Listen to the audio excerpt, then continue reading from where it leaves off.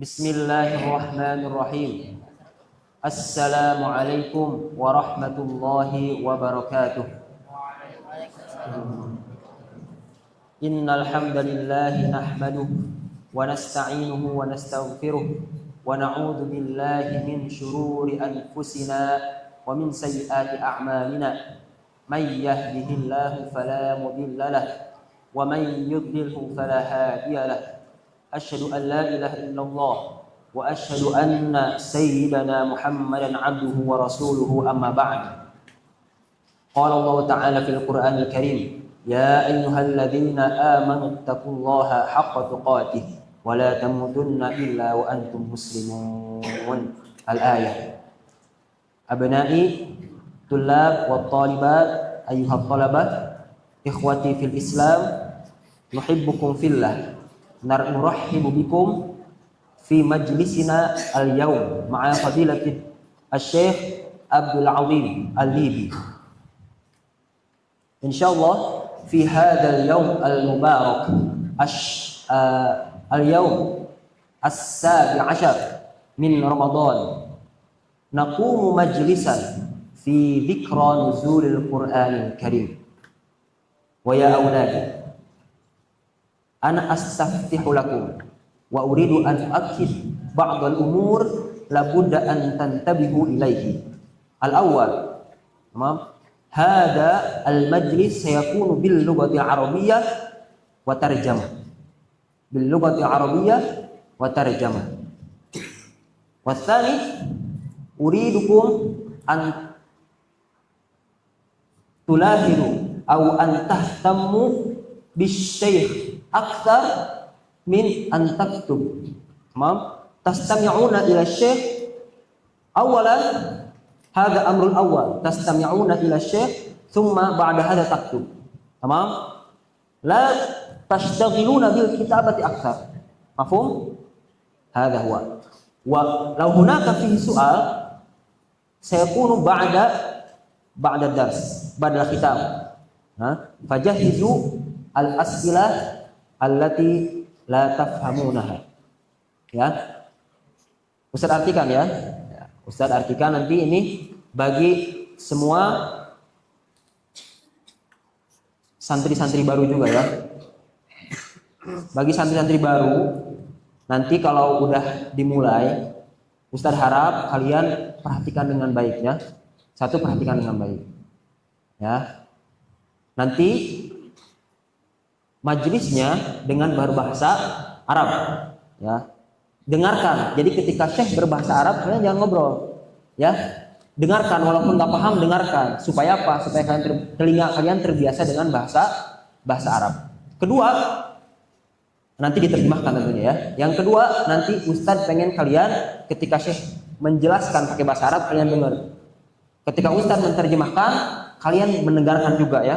Jangan sibuk dengan nulis, ya, enggak, sibuk dengan mendengarkan, ya, mendengarkan. Tulis poin-poin yang penting aja. Jangan semua perkataan terjemahan Ustaz semuanya ditulis, enggak, ya. Yang ketiga, nanti kalau ada soal, ada pertanyaan, langsung ditanyakan aja, ya. Lil qudama bil arabiyyah walil judud, kalau untuk yang baru-baru boleh pakai bahasa Arab, ya. Bismillah. Nabda wa nu'ti al-fursah li fadilati Syekh Ad-Doktor Abdul Azim hafidhakallah, tafaddal mashkura. Barakallahu fiik, jazakallahu khair. A'udzu billahi minasy syaithanir rajim. Bismillahirrahmanirrahim. Wa sallallahu ala sayyidina Muhammad an-nabiyil ummi. Alhamdulillahilladzi anzala ala 'abdihi al-kitaba wa lam yaj'al lahu 'iwaja. والصلاة والسلام على الصادق المصدوق سيدنا محمد وعلى آله وصحبه أجمعين، أما بعد. السلام عليكم ورحمة الله وبركاته. حديثنا اليوم في هذه الذكرى المباركة على نزول القرآن. وقبل أن نتكلم على نزول القرآن نريد أن نتكلم عن القرآن. القرآن هو أعظم كتاب نزل. لماذا؟ لأنه كلام الله تعالى، وكل كلام منزلته من منزلة قائله، فالقرآن هو كلام الله تعالى ربنا وخالقنا، وهو آخر كتاب نزل من المولى عز وجل لهداية البشر. نعم، سبقته كتب أخرى على أنبياء أخر، ولكن هذا آخر كتاب نزل. عظمته أنه كلام الله، وكذلك أنه نزل على قلب النبي صلى الله عليه وسلم أشرف الأنبياء. ومن عجيب هذا الكتاب أنه شرف كل من تعامل معه، يعني أنزله من السماء الدنيا إلى النبي صلى الله عليه وسلم سيدنا جبريل، فكان سيد الملائكة، ونزل على قلب النبي صلى الله عليه وسلم فصار سيد الخلق على الإطلاق، وتلقاه من النبي صلى الله عليه وسلم الصحابة فصاروا أفضل الخلق بعد الأنبياء، وتلقاه عن الصحابة التابعين فصار أفضل الخلق بعد الأنبياء والصحابة التابعين، وتلقاه عنهم تابع التابعين فصاروا أفضل الخلق بعد الصحابة بعد الأنبياء ثم الصحابة ثم التابعين. ونزل على أمة النبي صلى الله عليه وسلم فكانت خير أمة أخرجت للناس.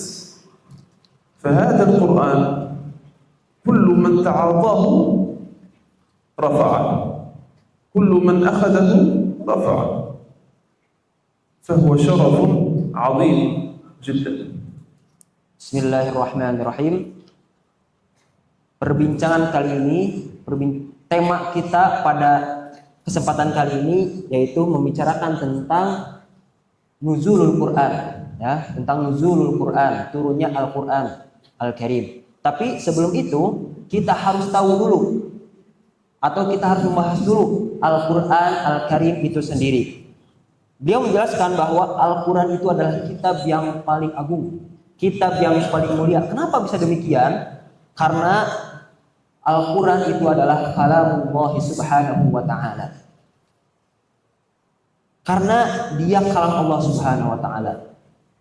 Kemudian Al-Quran juga adalah akhir kitab yang diturunkan kepada manusia sebagai petunjuk di dunia ini. Dan yang perlu kita ketahui adalah segala sesuatu yang berkaitan dengan Al-Quranul Karim itu menjadi mulia. Al-Quranul Karim diturunkan lewat perantara malaikat Jibril. Maka Jibril alaihissalam menjadi sebaik-baiknya malaikat. Diturunkan di bulan Ramadan, maka Ramadan menjadi sebaik-baiknya bulan. Diturunkan kepada para sahabat, maka para sahabat menjadi sebaik-baiknya umat setelah para nabi. Begitupun tabi'in. Tabi'in itu adalah orang yang datang setelah para sahabat, yang mengambil ilmu dari para sahabat. Maka mereka menjadi orang-orang yang paling mulia setelah para sahabat dan para nabi. Begitupun juga Al-Quran ini diturunkan kepada Nabi Muhammad sallallahu alaihi wasallam. Maka jadilah kita, atau jadilah umat Nabi Muhammad sallallahu alaihi wasallam adalah sebaik-baiknya umat, sebagaimana yang tercantum di surat Ali Imran ayat 110.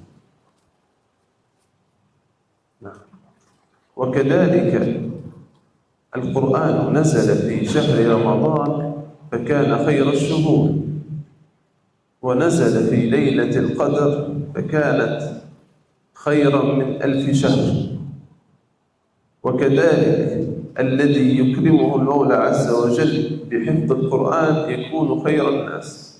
فلذلك قال الحبيب المصطفى صلى الله عليه وسلم: خيركم من تعلم القرآن وعلمه، أي دارت حياته بين تعلم للقرآن وبين تعليمه، أي عاش مع القرآن، فهو خيرنا على الإطلاق.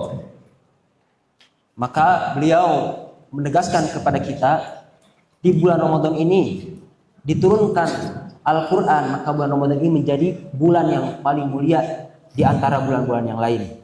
Begitu pula malam Lailatul Qadar, diturunkan di dalamnya Al-Quranul Karim, maka malam itu menjadi sebaik-baiknya malam. Kemudian beliau membawakan atau mengingatkan kita kepada kalam Rasulullah SAW, khairukum man ta'allamal Quran, bahwa orang-orang yang paling baik di antara umat Nabi Muhammad SAW adalah umat yang mempelajari Al-Quran dan mengajarkannya kepada orang lain. نعم. ونحن اليوم إذ نتكلم على ذكر نزول القرآن لأن القرآن قد نزل في شهر رمضان، وأغلب الكتب السماوية نزلت في شهر رمضان. ففي الحديث الذي يرويه الإمام أحمد رحمه الله قال إن صحف سيدنا إبراهيم نزلت في أول يوم من شهر رمضان، وفي اليوم السادس من شهر رمضان نزلت التوراة، وفي اليوم الثالث عشر من شهر رمضان نزلت الإنجيل على سيدنا عيسى عليه السلام. وأما نزول القرآن فعلى أقوال، فقيل إنه نزل في اليوم السابع عشر الذي نحن فيه، وذلك لقول المولى عز وجل يوم الفرقان يوم التقى الجمعان عند حديثه عن غزوة بدر. يوم الفرقان، الفرقان هو التفريق بين الحق والباطل، وهو كذلك من أسماء القرآن الفرقان. فقيل إنه اليوم السابع عشر، وقيل إنه اليوم الرابع والعشرين كما ورد في بعض النصوص، وقيل إنه في ليلة السابع والعشرين من شهر رمضان، على خلاف قائم بين العلماء. ولكن القرآن مر في نزوله بعدة مراحل. أولا القرآن نزل من اللوح المحفوظ إلى السماء الدنيا في هذه الليلة في شهر رمضان، وهو المعني بقوله تعالى إنا أنزلناه في ليلة القدر، وهو كذلك المعني في قوله تعالى شهر رمضان الذي أنزل فيه القرآن. Bismillah.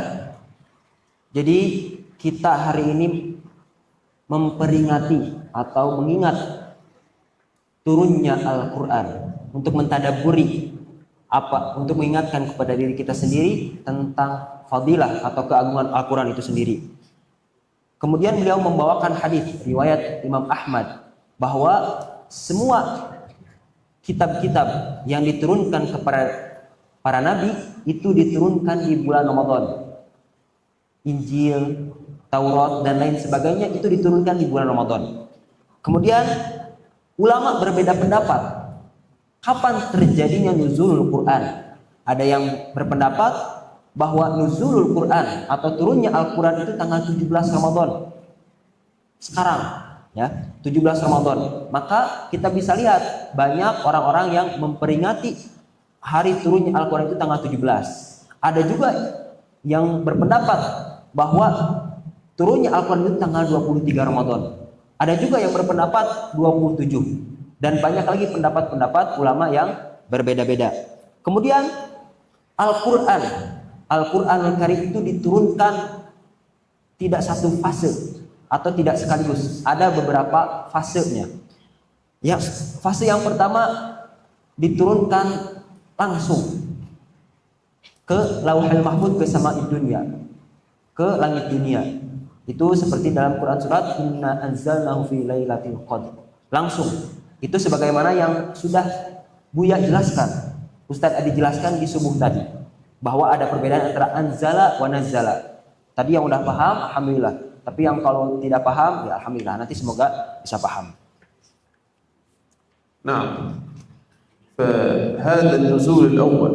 أما النزول الثاني فكان من السماء الدنيا على قلب النبي صلى الله عليه وسلم كما قال المولى عز وجل: نزل به الروح الأمين على قلبك لتكون من المنذرين بلسان عربي مبين. وكذلك النزول على قلب النبي صلى الله عليه وسلم لم يكن جملة واحدة، وإنما كان مفرقا على حسب الأحداث. يعني نزل القرآن طيلة 21 سنة مفرقا من السماء الدنيا على قلب النبي صلى الله عليه وسلم. أما نزوله من اللوح المحفوظ إلى بيت العزة في السماء فكان جملة واحدة. Kemudian beliau membawakan, tadi yang dibawakan, yang beliau sampaikan adalah fase pertama dari Lauhil Mahfuz kepada Sama'id Dunya langsung sekaligus. Ya. Nah, kemudian beliau menyampaikan fase kedua. Fase kedua itu dari Sama'id Dunya, langit dunia, diturunkan kepada Nabi Muhammad sallallahu alaihi wasallam. Bahasa Arabnya munajjaman, secara berangsur-angsur. Kalau fase yang pertama tadi langsung, kalau yang fase kedua ini munajjaman, secara berangsur-angsur, tergantung dengan kondisi Nabi Muhammad sallallahu alaihi wasallam, tergantung kondisi pada saat itu. Yang Al-Qur'an fase kedua ini kira-kira diturunkan selama 21 tahun. وهناك فرق في كتاب الله بين لفظ أنزل وبين لفظ نزل. فإذا رأيت لفظ أنزل فاعلم أنه منسوب إلى الله سبحانه وتعالى، والمعني به هو النزول الأول من اللوح المحفوظ إلى بيت العز. وإذا وجدت لفظ نزل فهو المعني به الملك سيدنا جبريل عليه السلام على قلب النبي صلى الله عليه وسلم، عندما يقول الله عز وجل: إنا أنزلناه في ليلة القدر، يعني به نزول القرآن من بيت العزة، من اللوح المحفوظ إلى بيت العزة. وعندما يقول شهر رمضان الذي أنزل فيه القرآن، أي أنزل من اللوح المحفوظ إلى بيت العزة. فعندما يتعدى بالهمزة أنزل أو أنزل فاعلم أنه فعل الله تعالى، أولا منسوب إلى الله، وثانيا أنه يقصد به الإنزال الأول. أما إذا وجدت لفظا نزل ونزل بدون الهمزة فاعلم أنه يقصد به الإنزال الثاني، وهو فعل الملك، كما قال المولى عز وجل: نزل به الروح الأمين، ولم يقل أنزل، قال نزل به الروح الأمين على قلبك. Bismillah. Kemudian beliau menyampaikan dalam Al-Quran itu ada perbedaan. Dalam Allah menyampaikan bagaimana penurunan Al-Quran. Kadang-kadang Allah Subhanahu Wa Taala menggunakan kalimat nazzala atau menggunakan kalimat anzala. Kalau digunakan dengan kalimat nazzala itu mansubun ilallah, ya. Dimaksudkan adalah untuk Allah Subhanahu wa taala. Yang dimaksud yang menurunkan itu adalah Allah Subhanahu wa taala. Dan dimaksudkan itu adalah fase yang pertama tadi, yang dari Lauhil Mahfuz ke langit dunia. Seperti yang sering kita baca, inna anzalnahu fi lailatul qadr. Syahr Ramadan unzila fihil Qur'an. Itu kalau disebutkan anzala seperti itu. Tapi beda lagi ketika disebutkan atau dilafalkan nazzala au nazala. Itu dimaksudkan adalah fase yang kedua dari langit dunia menuju ke Nabi Muhammad SAW yang diturunkan oleh malaikat. ونزول القرآن يختلف عن نزول الكتب السابقة. فإذا نظرنا وجدنا التوراة نزلت مكتوبة في ألواح، وألقى الألواح وأخذ برأس أخيه. يعني التوراة نزلت كاملة مرة واحدة في ألواح، وكذلك الإنجيل. ولكن القرآن نزل من السماء الدنيا من بيت العزة على قلب النبي مفرقا على حسب الأحداث. وقد ذكر المولى عز وجل ذلك في كتابه، قال: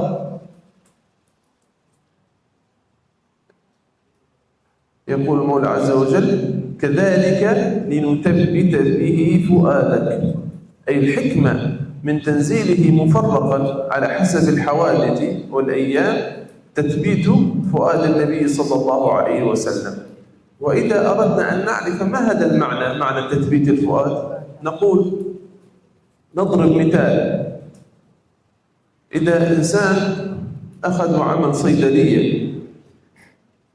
صيدلية صغيرة في بيته، فقال أريد أن أجمع فيها الدواء الذي ممكن أن أحتاجه، يعني من علاج للجروح، من علاج لأمراض قد تمر على الإنسان، فجمع ووضع فيها كل الأدوية.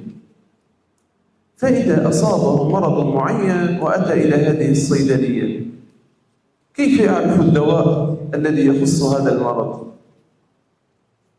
يصعب عليه عندئذ.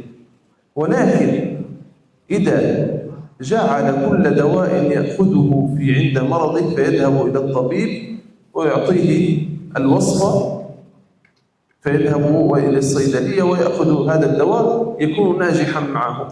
أما إذا جمعه كله في مرة واحدة ثم أصابه الحدث فلا يدري ما الدواء الذي يعالجه، ولكن عندما يأتيه الدواء في وقت المرض ينتفع به أكثر. Beliau menyampaikan bahwa kitab-kitab sebelum Al-Quran itu diturunkan langsung di dalam lauh atau di dalam suhuf, ya. Berbeda dengan Al-Quran, diturunkan dari sama'id dunia. Apa sama'id dunia tadi? Langit dunia. Baik, fase kedua tadi menuju ke Nabi Muhammad SAW.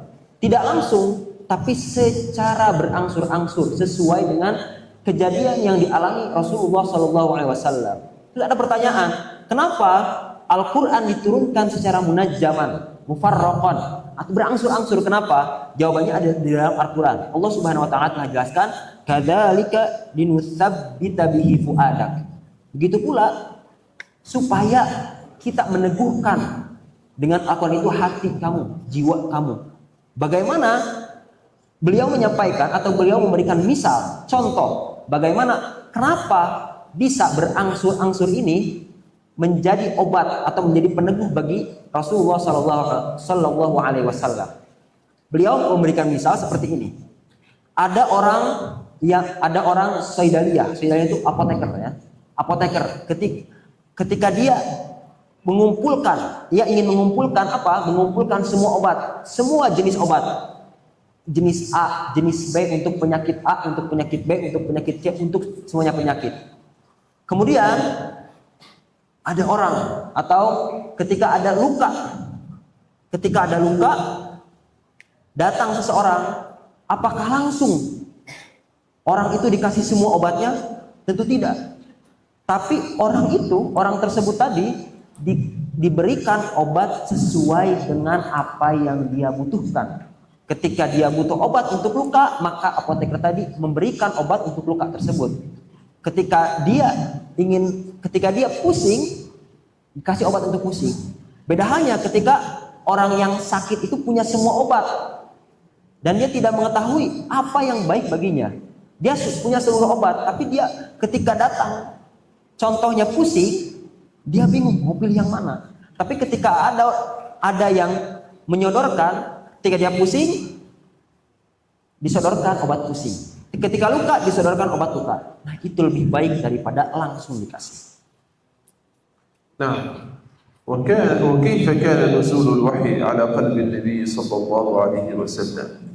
يحدثنا النبي صلى الله عليه وسلم على نزول الوحي فيقول: أشده كان كصلصلة الجرس.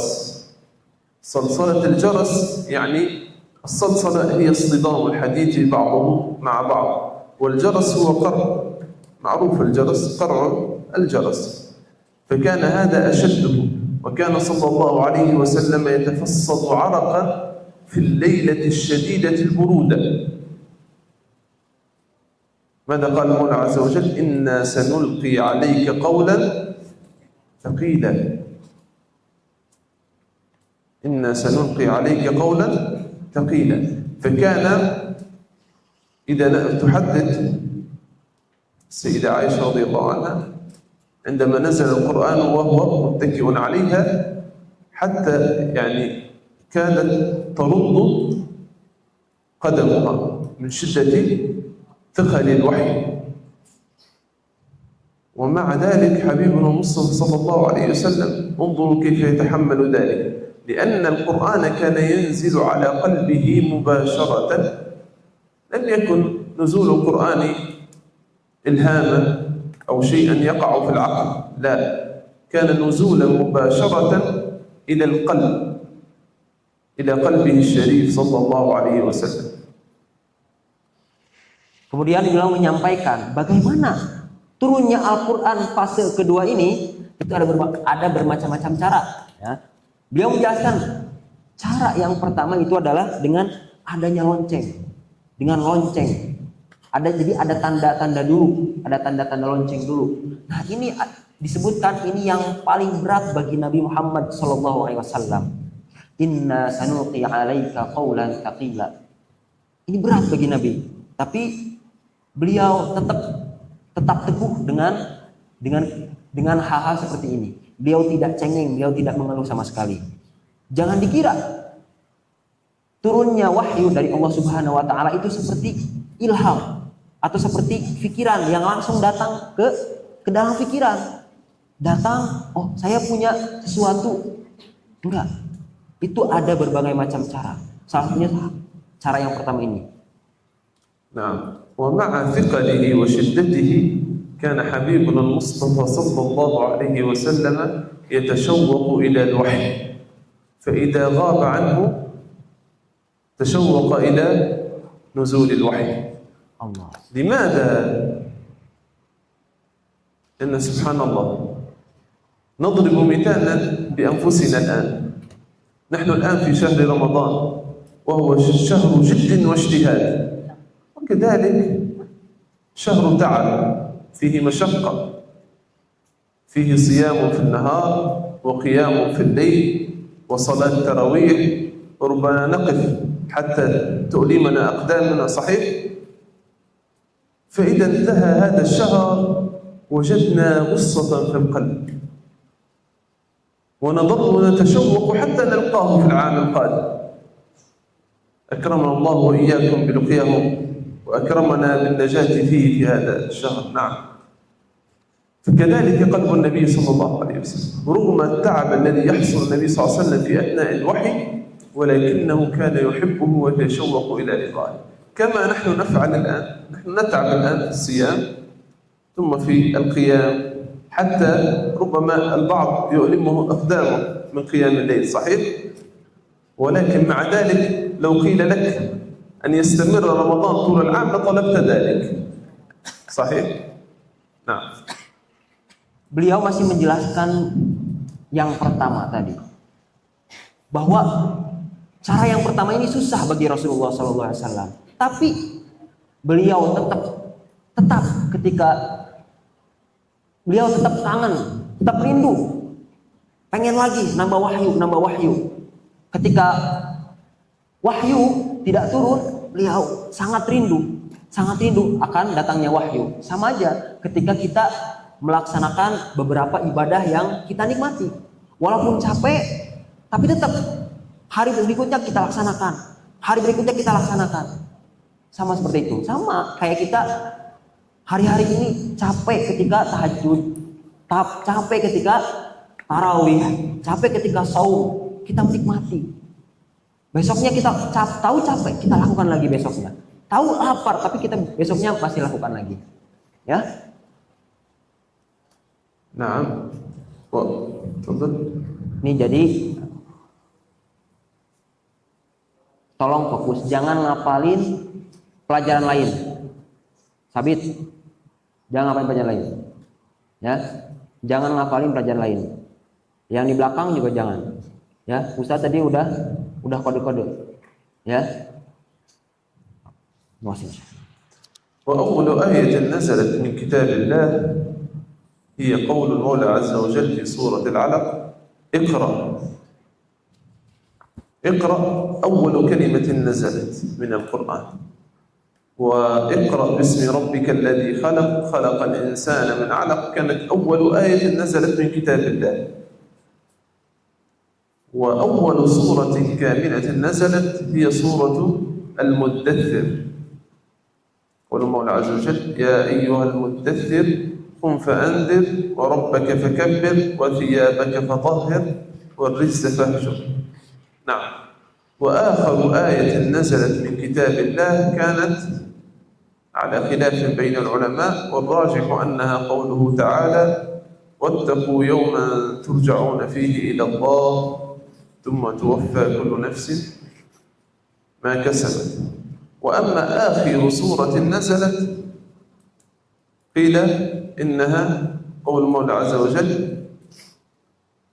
بسم الله الرحمن الرحيم إذا جاء نصر الله والفتح ورأيت الناس يدخلون في دين الله أفواجا فسبح بحمد ربك واستغفره إنه كان توابا.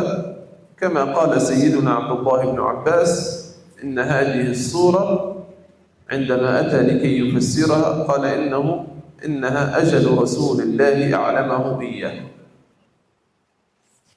Kemudian beliau menjelaskan atau menyebutkan beberapa faidah bagi kita. Yang pertama adalah ayat yang pertama turun bagi kita, ayat apa? Al-Alaq. Iqra bismi rabbikal ladzi khalaq. Sampai 5 ayat setelahnya. Kemudian beliau itu ayat. Tapi kalau surat beda lagi. Surat yang pertama kali, surat secara sempurna turun kepada Nabi.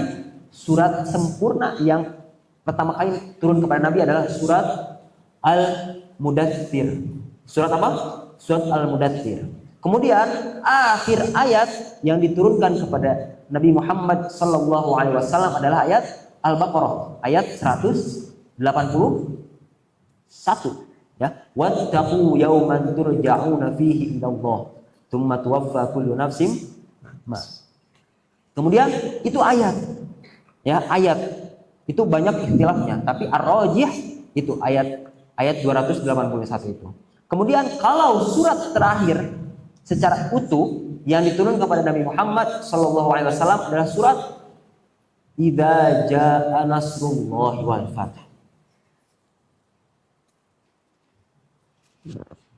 وعند نزول القرآن على النبي صلى الله عليه وسلم ودعوته للناس إلى الإسلام لم يحتج النبي صلى الله عليه وسلم لأن يقول لهم هذا القرآن هو من عند الله. لماذا؟ لأنه قبل أن يبعث النبي صلى الله عليه وسلم النبي صلى الله عليه وسلم كان أميا لا يقرأ ولا يكتب ولا يقرض الشعر كعادة العرب، يعني لا يقول الشعر ولا يقول الخطب، وكذلك النبي صلى الله عليه وسلم لا يقرأ ولا يكتب. فعندما ينزل عليه هذا القول العجيب وهو القرآن احتاج إلى شيء واحد وهو ما اشتهر به قبل بعثته. بما اشتهر؟ بأي وصف اشتهر النبي صلى الله عليه وسلم قبل بعثته؟ بالصادق الأمين. بالصادق أمين. فعندما أتى النبي صلى الله عليه وسلم لكي يدعو سيدنا أبا بكر الصديق إلى الإسلام ويعرض عليه القرآن صدقه دون، يعني لم يقل له كيف أتيت بهذا القرآن أو كذا، إنه يعرف أنه صادق. فمن معجزات القرآن هو أنه نزل على قلب النبي صلى الله عليه وسلم وقد وصف بالصادق الأمين، يعني أن كل من آمن بالنبي صلى الله عليه وسلم تلقى هذا القرآن بالقبول. والنبي صلى الله عليه وسلم لم يكن قبلها يعرف كيف ينظم حتى الشعر أو حتى أنه يعرف كيف يكتب. فنزوله على النبي صلى الله عليه وسلم وهو أمي من الأمور المعجزة. نعم. Beliau menyampaikan cerita ketika awal-awal Nabi Muhammad SAW berdakwah. Ketika Al-Quran turun kepada Nabi Muhammad SAW dan menyampaikan kepada orang lain, Rasulullah tidak menyampaikan ini Quran, enggak. Ini Quran, ini ayat, ini turun dari Allah Subhanahu wa taala. Tidak. Tapi kenapa demikian? Karena pada zaman dulu Nabi Muhammad SAW terkenal dengan ummiyan, la yaqra wa la yaktub. Jadi Rasulullah itu dari dulu tidak menulis dan tidak membaca. Dan Rasulullah juga beliau menyampaikan tidak membaca syair, tidak bersyair. Padahal zaman dulu itu orang-orang Arab itu senang sekali bersyair. Kalau bisa bersyair itu sebuah kebanggaan, itu sesuatu yang menakjubkan. Tapi Rasulullah SAW tidak berkata seperti itu, karena beliau ingin menunjukkan bahwa beliau itu apa yang beliau sampaikan itu bukan syair, bukan hasil karangan beliau, tapi itu dari Allah Subhanahu wa taala. Karena Rasulullah sebelum diutus atau diutus menjadi nabi, beliau itu terkenal dengan apa? As-Shadiqul Amin, seseorang yang terpercaya. Maka beliau ingin menyatakan pada orang, aku ini nabi. Apa yang aku katakan benar, tidak berasal dari syair dan tidak berasal dari apa yang aku baca dan yang aku tulis. نعم. وكذلك القرآن نزل من إعجازه أنه نزل باللغة العربية ونزل في بلد اشتهر أهله بأنهم أتقن ناس لهذه اللغة. في كل التاريخ أول من صنع سوقا أو مهرجانا أو نقول معرضا للكلمة هم العرب وهم أهل مكة. أول من صنع مهرجانا أو مسابقة للكلمة، فكان عندهم سوق عكاظ فيأتون ويلقون بقصائدهم وكلماتهم، فما اختاروه منها علقوه على الكعبة. فإذا نظرنا أن هذا القرآن نزل في قلب اللغة العربية في مكة، ومع ذلك تحداهم المولى عز وجل على أن يأتوا في الأول ب10 سور فلم يستطيعوا، بسورة من مثله فلم يستطيعوا، على الرغم من أنهم أفصح العرب أهل مكة وأدرى العرب بلغتهم، ولكن لم يستطيعوا أن يأتوا بمثله، للدلالة على إعجازه وعلى أنه كلام الله تعالى الذي لا يستطيع أحد أن يأتي بمثله. Beliau menyampaikan salah satu bukti i'jaz namanya, bahasa Arabnya i'jaz, mukjizat. Kemukjizatan Al-Quran itu salah satunya adalah dengan diturunkannya menggunakan bahasa Arab. Kenapa Al-Quran diturunkan dengan bahasa Arab itu menjadi i'jaz atau dengan mukjizat? Apalagi ke orang Arab. Orang Arab itu dulu orang-orang yang mungkin, orang-orang yang lancar, fasih sekali berbahasa Arab. Bahkan mereka itu menjadikan atau membuat satu pasar atau satu tempat. Untuk apa? Untuk berlomba-lomba syair. Berlomba-lomba untuk membuat kalimat dalam bahasa Arab, dalam keindahan bahasa Arab. Nama pasarnya itu Suq Ukal. Mereka itu berlomba-lomba di sana. Siapa yang paling bagus? Nanti biasanya ditempel hasil karyanya di sana, di suq sana. Maka dengan hal seperti itu Rasulullah datang dengan Al-Quran. Bahkan dalam surat Al-Quran apa? Allah Subhanahu wa taala menantang orang-orang yang sekiranya mereka itu bagus dalam bahasa Arab untuk membuat semisal Al-Quran. Bahkan lebih hebat lagi, lebih dahsyat lagi, Allah Subhanahu wa taala menantang, jangan sesurat, jangan 10 ayat, 1 ayat aja. Bahkan mereka itu mengaku, mereka itu tidak bisa. Mereka itu tidak bisa membuat kalimat atau membuat kalimat-kalimat sebagus atau seindah Al-Quran, walaupun 1 ayat dari Al-Quran. Nah, wal-Qur'an kadzalika la yakhlaqu ala kathrat istimali wa la yabla ma'a zaman, ay annahu salihun li kulli zamanin wa makan.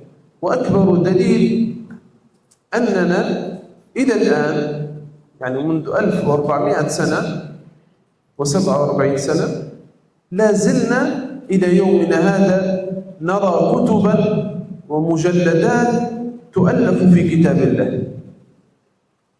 يعني القرآن كنوزه وفوائده لا تنتهي أبدا. يعني انظروا الأزمنة التي مرت 1400 سنة والناس يكتبون فيه. وكذلك من إعجازه أنه باق إلى الآن كما نزل على قلب حبيبنا المصطفى صلى الله عليه وسلم. لماذا؟ لأن المولى عز وجل تكفل بحفظه فقال إنا نحن نزلنا الذكر وإنا له لحافظون، أي أن المولى عز وجل تكفل بحفظه فهو باق كما هو كما نزل على قلب النبي صلى الله عليه وسلم. ونرى أعداء الإسلام في كل زمان قد أنزل المولى عز وجل هذه الآية إنا نحن نزلنا الذكر وإنا له لحافظون منذ 1400 سنة. قاتلوا المسلمين، قتلوا منهم، حاولوا التضييق عليهم في كل شيء، لكن هل استطاعوا أن ينتزعوا منهم كتاب الله؟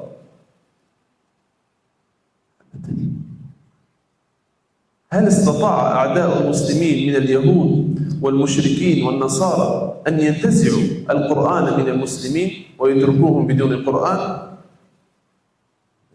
هذا دليل على إعجاز المولى عز وجل عندما يقول إنا نحن نزلنا الذكر وإنا له لحافظون.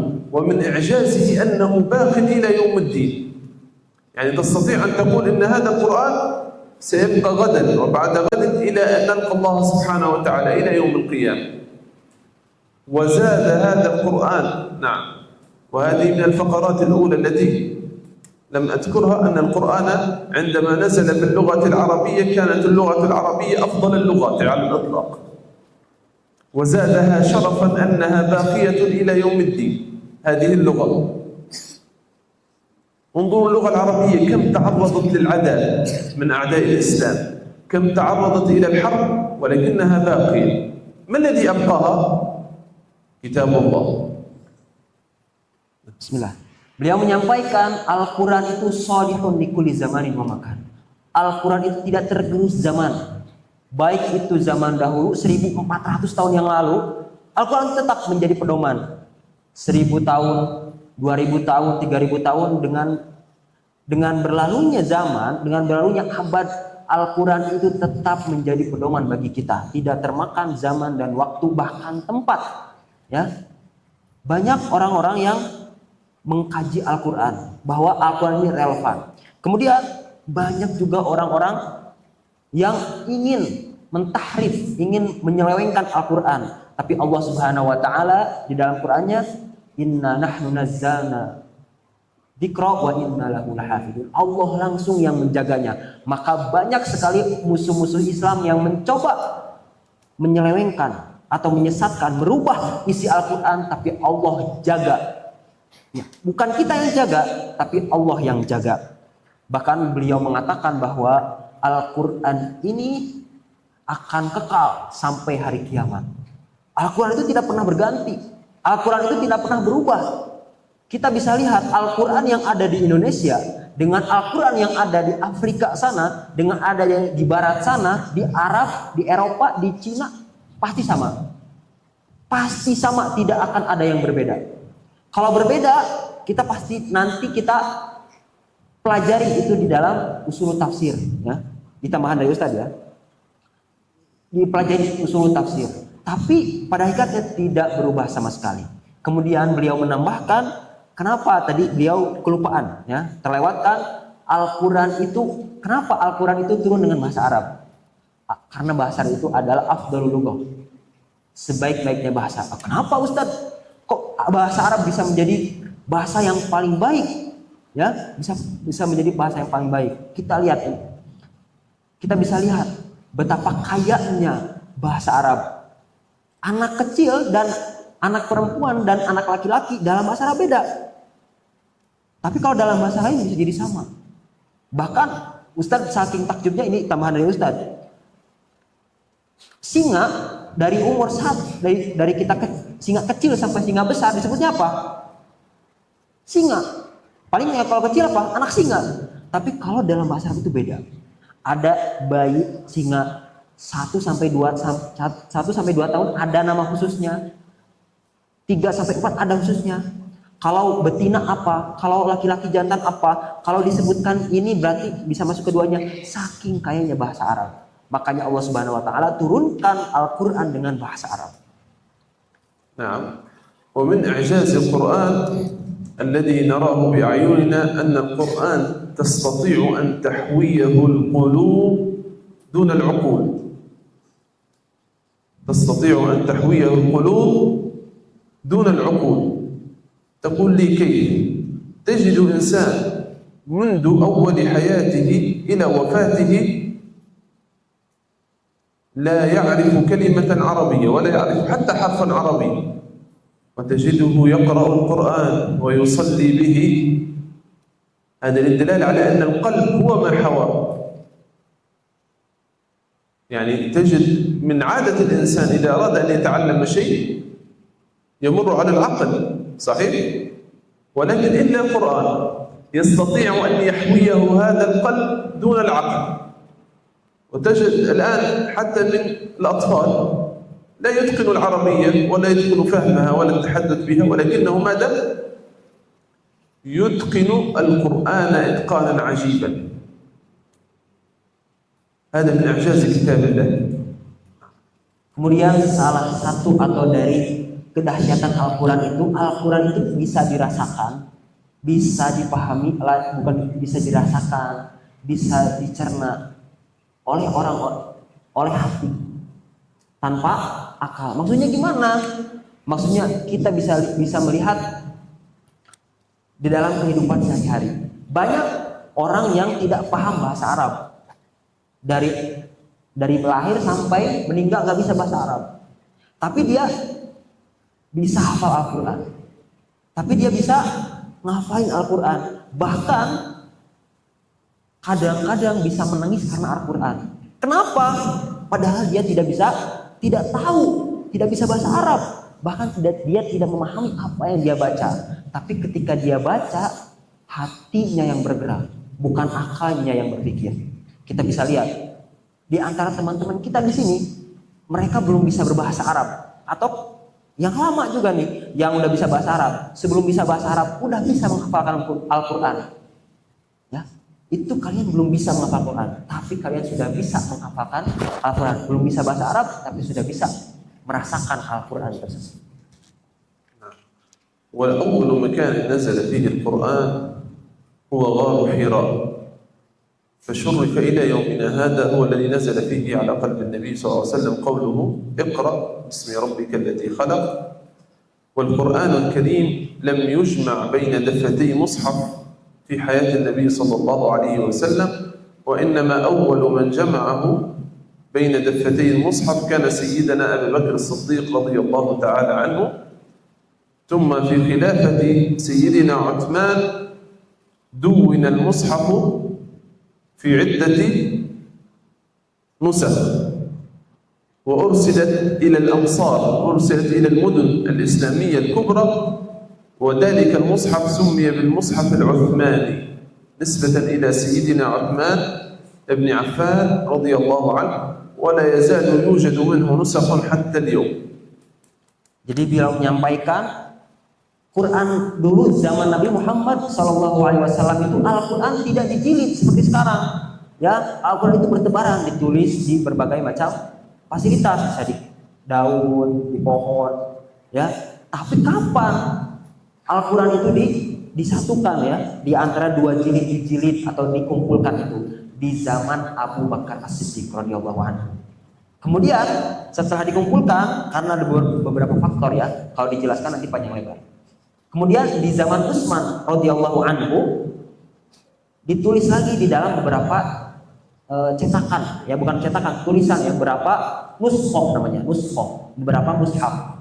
Maka setelah dicetak beberapa mushaf, dikirim ke beberapa daerah karena dulu Islam sudah menyebar. Jadi sudah harus ada patokan Al-Qur'an yang baku gitu ya. Maka disebutlah sekarang dulu itu Al-Mushaf Al-Utsmani. Kenapa disebut Al-Mushaf Al-Utsmani? Karena nisbatan ya, penisbatan kepada Sayyidina Utsman bin Affan radhiyallahu taala anhu. نعم. والنبي صلى الله عليه وسلم كان يراجعه سيدنا جبريل كل سنة في شهر رمضان القرآن، ولكنه في آخر رمضان راجع معه القرآن مرتين.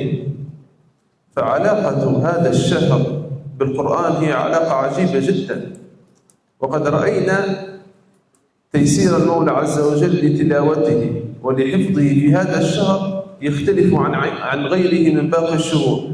فنجد الأئمة تصلي في التراويح وتقرأ ختمة، وربما الإنسان لوحده يقرأ أكثر من ختمة 3 و4. وقد حضرت من مشايخي من قال لي أنه كان يقرأ 60 ختمة في شهر رمضان، يعني بمعدل ختمتين في اليوم، يقرأ القرآن مرتين في اليوم في هذا الشهر. Kemudian beliau menyebutkan, menyampaikan kepada kita bahwa dulu Nabi Muhammad Sallallahu Alaihi Wasallam itu kalau datang bulan Ramadan bertemu Jibril untuk talaki lagi Al-Quran, untuk murojaah lagi Al-Quran. Bahkan di akhir Ramadan itu biasanya 2 kali. Di akhir Ramadan مرتين atau di akhir hayati Ramadan. آخر رمضان في حياة النبي صلى الله عليه وسلم. Jadi beliau itu di akhir Ramadan itu biasanya yang beliau 2 kali khatam, 2 kali khatam. Maka daripada itu kita bisa melihat kaitan Al-Quran dengan bulan Ramadan ini kaitan yang sangat dahsyat. Kenapa sangat dahsyat? Kita bisa lihat orang-orang yang sebelumnya tidak membaca Al-Quran di luar Ramadan, di dalam Ramadan bisa membaca Al-Quran. Kadang-kadang kita bisa di luar Ramadan kita sehari cuma sejuz, 2 juz. Tapi di dalam Ramadan bisa 7 juz, bisa 8, bisa 9. Bahkan ketika kita sholat tarawih, kadang-kadang kita kalau sholat isya itu imam panjang sedikit kita sudah ngeluh capek. Tapi kita merasakan bahwa baca 7 juz kita masih kuat. Ya, beliau meriwayatkan juga guru-guru beliau, ada salah satu guru beliau yang di dalam Ramadan itu menamatkan 60 kali khatam. 60 kali khatam berarti satu hari berapa kali khatam? 2 kali khatam. Nah ini kita bisa melihat kaitan yang sangat erat atau yang sangat dahsyat antara Al-Quran dan bulan Ramadan. في ذلك فليتنافس المتنافسون. وحاجة الإنسان، حاجة المؤمن إلى القرآن في شهر رمضان كحاجته إلى الطعام عند الفطر وأشد. يعني الإنسان عندما يصوم في النهار يجد نفسه جوعان عند الفطر، ونحن قاربنا على هذه الساعة، صحيح؟ فكذلك حاجته إلى القرآن أشد من ذلك. ولا نريد أن نطيل. جعلنا الله وإياكم من أهل القرآن، وجعل هذا القرآن العظيم ربيعا لقلوبنا وجلاء لأبصارنا وعقولنا وأكرم. والله أنا أشعر بالسعادة الشديدة عندما أجلس مع هؤلاء الأطفال وهم يقرؤون كتاب الله، عندما أراهم كيف يتنافسون في كتاب الله. فهذه من نعم المولى عز وجل على هذه الأمة، ومن نعم المولى عز وجل عليكم أن يسر لكم هذا المكان ويسر لكم هذا الزمان لكي تدرسوا كتاب الله. هناك من زمان يذهب إلى أماكن بعيدة لكي يحفظ كتاب الله. فهذه من النعم الكبرى. وأختم قولي أن الله سبحانه وتعالى يكرمنا بهذا القرآن ويجعله معنا دائما وفي حياتنا، لأن القرآن لم ينزل لكي يقرأ فقط ولكي يفهم، وإنما لكي يعمل به ويكون نبراسا لحياتنا. ولا تنسوني من دعواتكم. السلام عليكم. Jadi beliau setelah menceritakan bagaimana Nabi Muhammad SAW muamalahnya dengan Quran di bulan Ramadan ini, beliau mengatakan bahwa falyatanafasil mutanafisun, berlomba-lombalah. Berlomba-lombalah. Dalam apa? Dalam Al-Quran. Ya, beliau juga senang. Ya, Beliau melihat nih kalian ini tulab santri-santri ketika muamalah dengan Al-Qur'an. Senang ya karena di bulan ini bulan Ramadan. Kemudian beliau juga mengatakan bahwa zaman dulu itu ketika ingin menghafal Quran nggak semudah sekarang, tidak semudah sekarang, harus berangkat ke syekhnya itu jauh atau mungkin ada peraturan khusus. Kalau sekarang banyak tempat yang sudah menyediakan ya, tempat yang sudah menyediakan untuk kita menghafal Quran.